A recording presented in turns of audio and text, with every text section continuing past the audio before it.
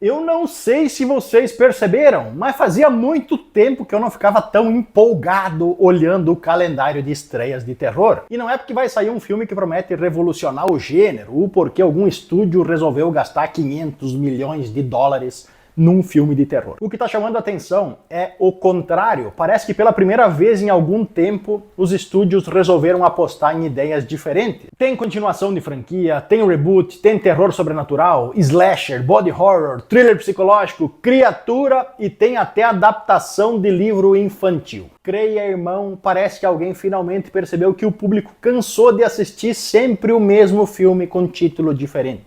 E eu acho que todo mundo gosta quando isso acontece, porque cria uma situação peculiar. Tu assiste sem saber exatamente o que esperar. Nos últimos anos parecia que dava para adivinhar metade da história só assistindo o trailer. Agora não. Tem filme que eu tenho certeza que vai ser excelente, tem outros que tem tudo para virar uma bomba, e tem aqueles que eu sinceramente não faço ideia do que esperar. Eu sou o Pablo Zorzi, o apresentador mais bonito e humilde do YouTube. Deixa like, se inscreve no Capivara Zumbi, porque hoje, em vez de fazer uma lista de estreias, eu resolvi olhar para esse segundo semestre como um todo. Afinal, o que esses filmes dizem sobre o momento que o terror está vivendo?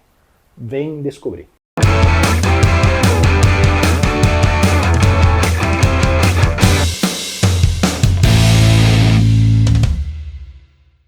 Durante um bom tempo, parecia que Hollywood tinha desaprendido a criar coisas novas. Era remake, era reboot, continuação atrás de continuação. Não que agora não tenha isso também, só que ultimamente começaram a aparecer alguns projetos bastante malucos, daqueles que a gente olha e pensa, que porra é essa? O primeiro deles é Insaciável, que talvez seja um dos body horrors mais comentados do ano. A história acompanha uma jovem que passa a desenvolver uma fome incontrolável.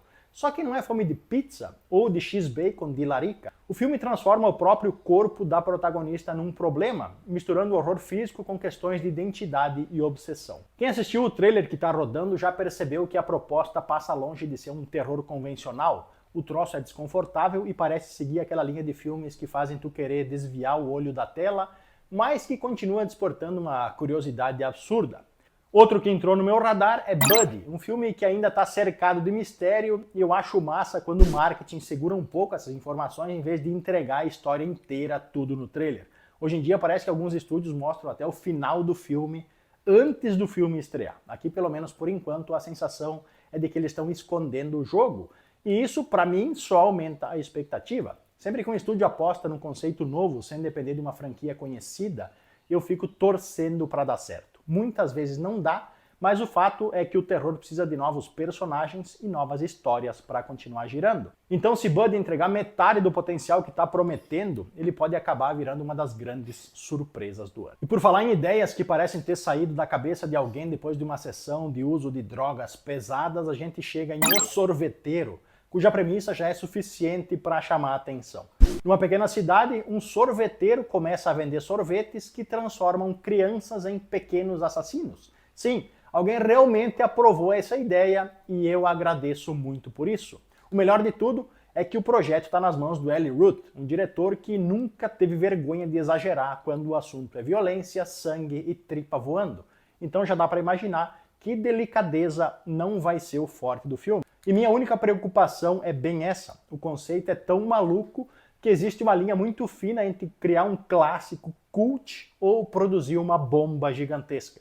Mas eu confesso que eu gosto quando o terror corre esse risco. E olhando só para esses lançamentos já dá para perceber uma mudança interessante. Nenhum deles parece tentar copiar o sucesso do outro. Um aposta no horror corporal, outro num conceito estranhão, outro abraça o gore sem vergonha. Pode parecer pouca coisa, mas depois de anos vendo os estúdios repetirem a mesma fórmula até cansar, o trem me deixou animado. E o curioso é que essa nem é a parte que mais me anima, porque agora chegou a hora de falar das franquias que resolveram acordar ou reacordar. O primeiro é Sobrenatural 6, ou Sobrenatural Agora Entre Nós. Aliás, esse é o que me deixa mais receoso, visto que eu achei Sobrenatural A Porta Vermelha uma bosta. Sério, aquilo é puro suco de cocô.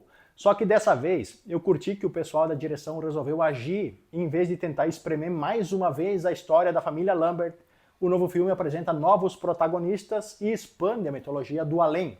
Aqui a protagonista descobre que consegue atravessar esse mundo, só que o problema não é entrar nele. O problema é que ela também consegue trazer de volta aquilo que vive lá, de volta para o nosso mundo.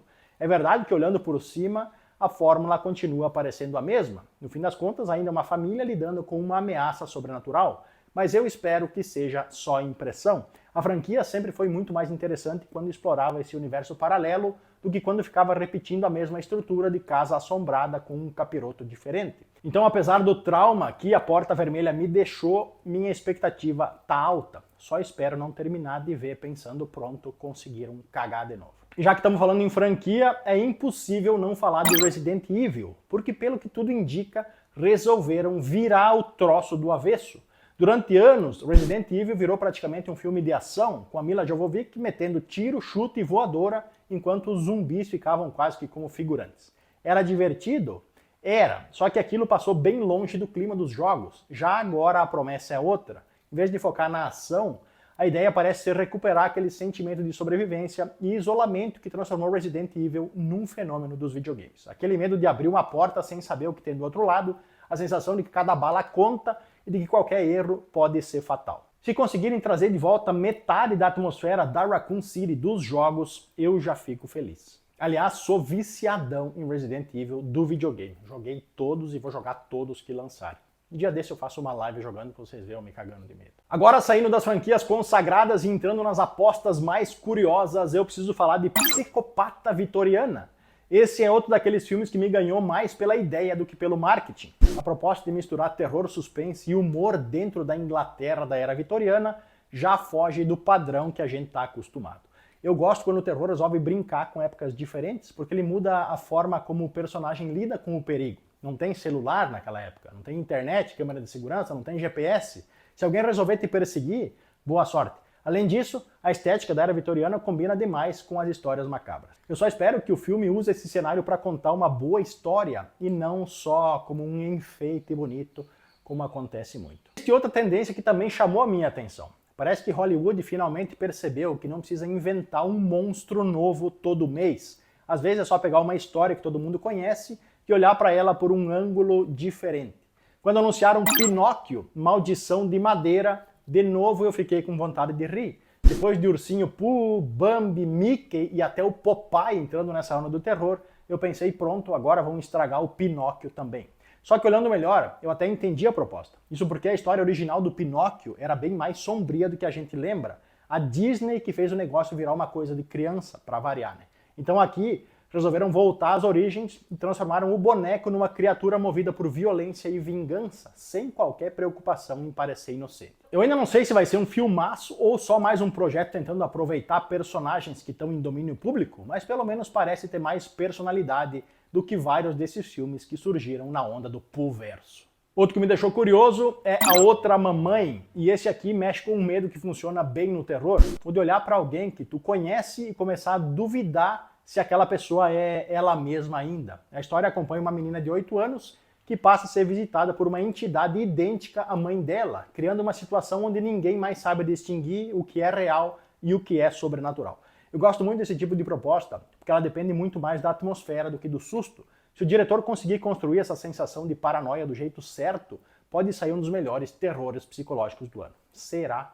Oremos. E fechando a lista, temos Wolfman, que talvez seja o lançamento que mais interessa para quem sente falta dos monstros clássicos.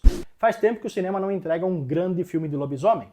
Vampiro aparece de vez em quando, zumbi, então, toda hora. Agora, lobisomem, esse aqui anda meio esquecido. O lobisomem sempre teve um potencial enorme porque, diferente de outros monstros, ele carrega um conflito humano. Não é alguém perseguindo vítimas simplesmente porque quer matar, é alguém tentando lutar contra a própria natureza. Quando um filme entende isso, o resultado costuma ser muito mais interessante do que uma história de uma criatura atacando pessoas na floresta. E agora, olhando para esse segundo semestre como um todo, eu acho que faz tempo que eu não via um calendário tão equilibradinho. Tem espaço para franquia, para ideia original, para leitura de personagem clássico. Claro que nem todos esses filmes vão ser bons e alguns vão decepcionar a gente profundamente. Mas pela primeira vez em algum tempo, eu tenho a sensação de que os estúdios voltaram a correr risco. E isso por si só já me deixa animado. Agora me conta, tem algum que tu acha que vai surpreender? Ou algum que já tá com cara de bomba? Me conta aí nos comentários. Eu sou Pablo Zorzi, continuo assistindo Capivara Zumbi, eu fui.